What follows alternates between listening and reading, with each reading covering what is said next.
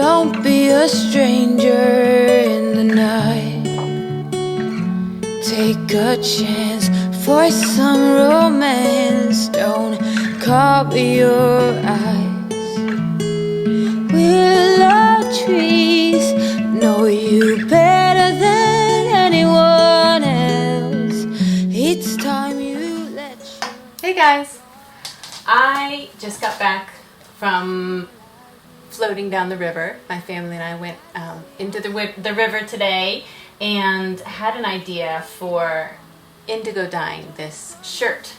Yes, I am in my pajamas because it's Sunday afternoon and I just got out of the shower and there's no point in putting clean clothes on when I'm just going to get in my pajamas soon. So I'm also wearing this really cool apron that was made for me by Natalie of Remembrances Pottery. We did a holiday swap this past year, and when I saw it and it's white, I thought, oh my gosh, I can never cook or do anything in that because I'm going to get stains all over. And then I found a note in the pocket that I keep in the pocket, and it says, I want to see this covered in stains at some point, food or dye stains or both. So I'm doing my best to get it messy.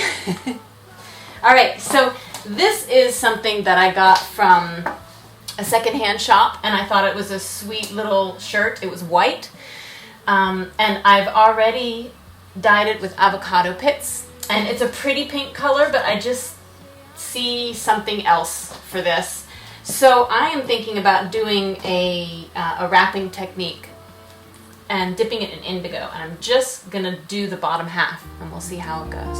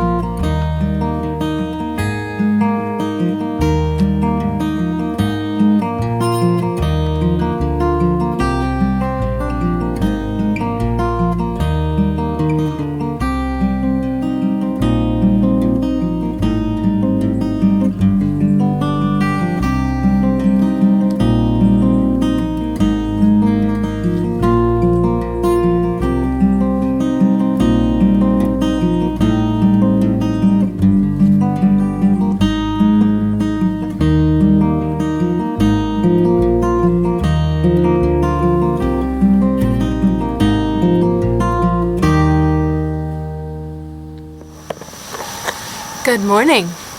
It is, gosh, about 9 o'clock, I guess, on Thursday morning, and I was hoping to get out here before it got too hot and say hello and show you a little bit of the knitting that I've been working on.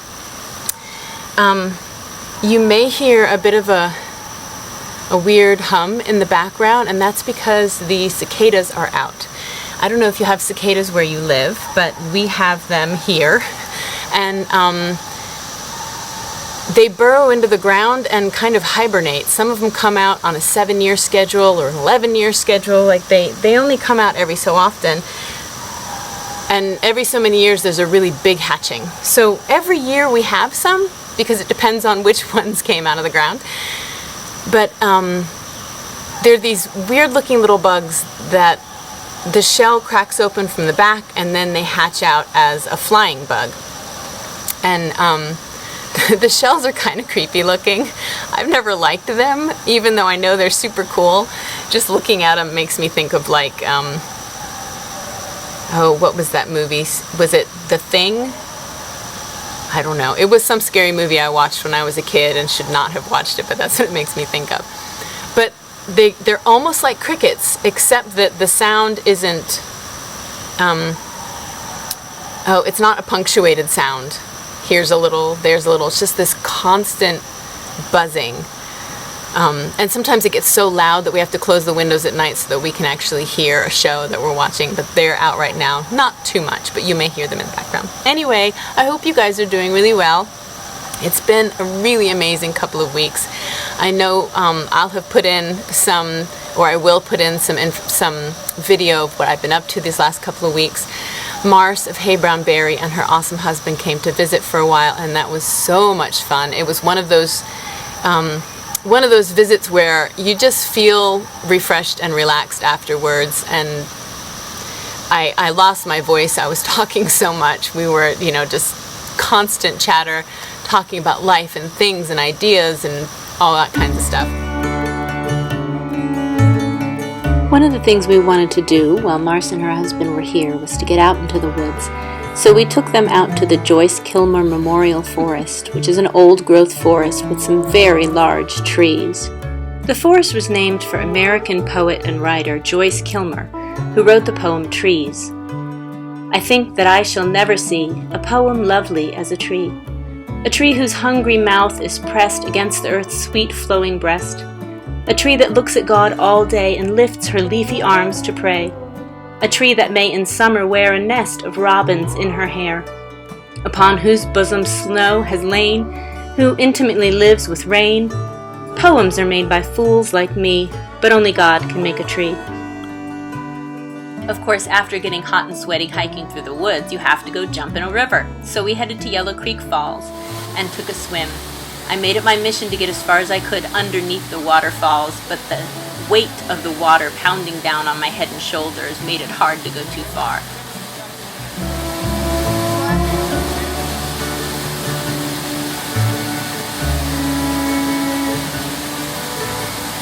Yeah, it just looks like a white blur.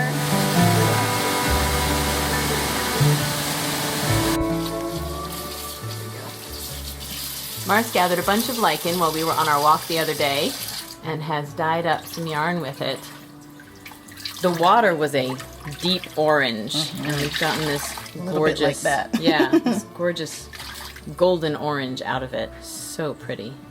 This is an extra sock blanket that I had, and so we just stuck it in the lichen. Yes. Do you have any pieces of lichen? I have some in here. That's cool because you got the different kinds that we found. Yeah, there was definitely some usnea. I don't know my other lichens very well, but super cool color from it. So some of you know that I have a Patreon account, and until now it's just been one tier, just support if you can.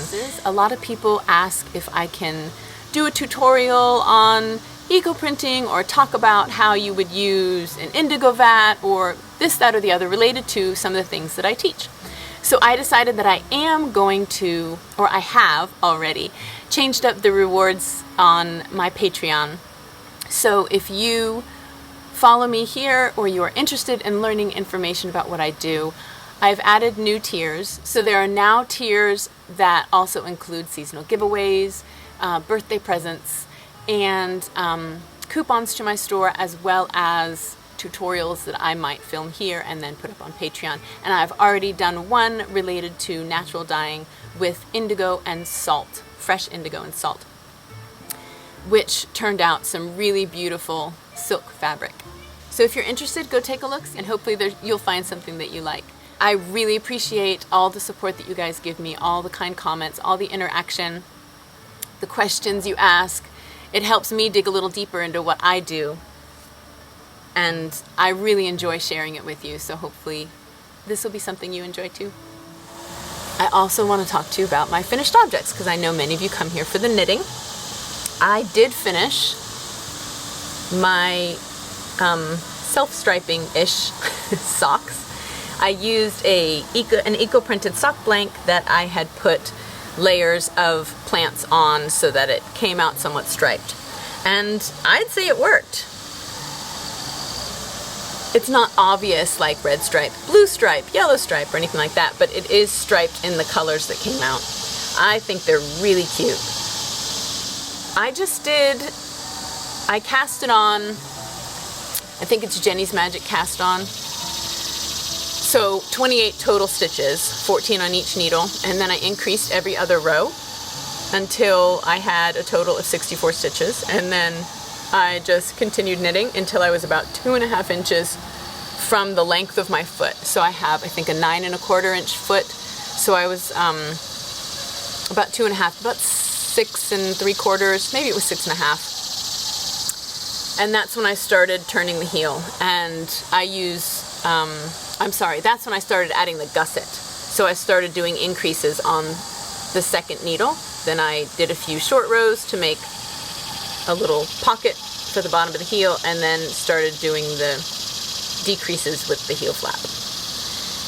That specific heel is in my serious sock pattern, but all the rest of it is just a basic simple sock.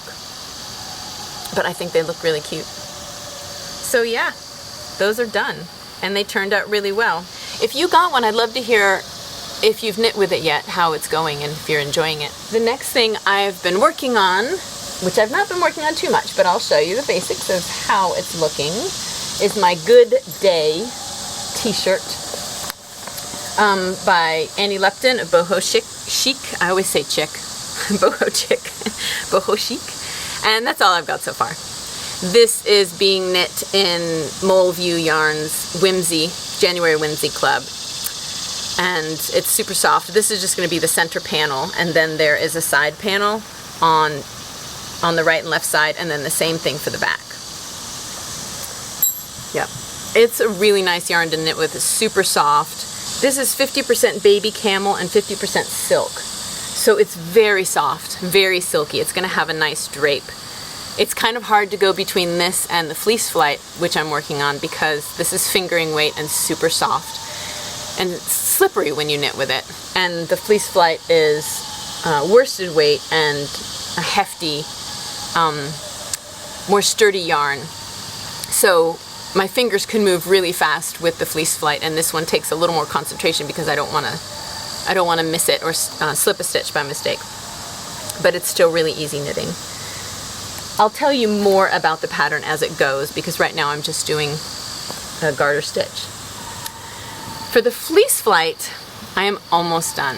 My plan when I started this knit along, so this is for my fleece flight design, which is this. And it's a really fun pattern where you can try out 6 different breeds of yarn. You could do 6 different colors. You could do 6 different shades of grays or neutral colors. It's a lot of fun. You could even just pick 6 worsted weight yarns from your stash. Maybe you have a few single skeins that you don't know what to do with. So it's a lot of fun to put together. It's an addictive knit, and for me, unfortunately, my plan was to knit 1 triangle a month, and there's 6 triangles, and so in 6 months I would be done, and that would stretch it out, because I always put on these knit-alongs and then I knit it really fast because I'm excited to have it done. Well, the color I was most excited about knitting was unfortunately the 6th color, so I've been zooming through so I can get to that 6th color. I should have turned it around and started with that color, but I didn't. So here it is so far. The first 3 colors are the wild cherry bark, and then these last 3. You can just see that I've started on the 3rd color of the elderberry. So we've got a pink, brownish, and then this blue. Let me see, I'll grab the whole thing. This kind of steely blue that I'm working on last. So I'll be done soon. If you're interested in knitting the fleece flight and joining the knit along, it's going through November, so there's still lots of time. Mid-November, I think. And all the information is in my Ravelry group, so you can find all the details there. The yarn that I'm using is from Prado de Lana, and they have Lincoln long wool and Romney and CVM, which is a colored Rommeldale. So they have some of the rare breeds or heritage breeds. And I know they're going to be at Rhinebeck because I'm going to be there with them. So if you come to Rhinebeck and you want to see it, I'll have my fleece flight shawl there and you can come and say hi. I'll be at the Prado de Lana booth. So I had a giveaway this past episode for No Serial Numbers Ecoprint magazine and their most recent edition or issue. So I thank you all for entering. It was really cool to see what you guys talked about. I had asked for you to tell me a little bit about your eco crafting. So what you do to keep your crafting sustainable or ecological or just more thoughtful crafting. So there was a lot of thrifting, going to thrift stores, mending things, visible mending, making sure that you're reusing, repurposing, recycling, a lot of do-it-yourself, sewing and quilting from vintage bed sheets. A couple people mentioned that. I thought that was really cool. Decreasing the use of plastic in your crafting, natural dyeing, growing your own, whether it's fiber or food or whatever. So if you haven't looked through those comments and you want some ideas on different ways to expand your eco-crafting, that's a great place to look. It's in my Ravelry group, which is Ninja Chickens. And the winner of the Ecoprint magazine was Prairie Firebird, who said, "Hello Maria, I like to repurpose things that other folks would toss. The stapler refills at our office come in 5-inch by 2-inch by 1-inch metal boxes with tight-fitting lids that hold staples for the office's electric stapler. After the staples are used up, the boxes usually get tossed. I rescue the little boxes and saw that crafters would love them. Today I brought them to the local Fiber Artists Guild meeting and everyone was glad to get them for holding all the little things that go with knitting, spinning, weaving, and sewing, etc. So you will be getting the Ecoprint issue. Congratulations. If you will send me your address, that would be fantastic. You can send me a private message on Instagram or contact me through Ravelry. And then for the latest issue, it is RML Rhonda, who said, "Hi Maria. As far as what I do to keep my crafting eco-conscious, everything I can think of. I purchase secondhand, I repurpose, reuse, repair. I watch fascinating people like you," thank you, "doing all kinds of wonderful things and learn from them. I source fleece for spinning from fibers who don't use it otherwise. So far my dyeing has been with food coloring, but I've been avidly reading about and watching you and others do it with foraged plants and garden plants and food scraps and hope to try that soon.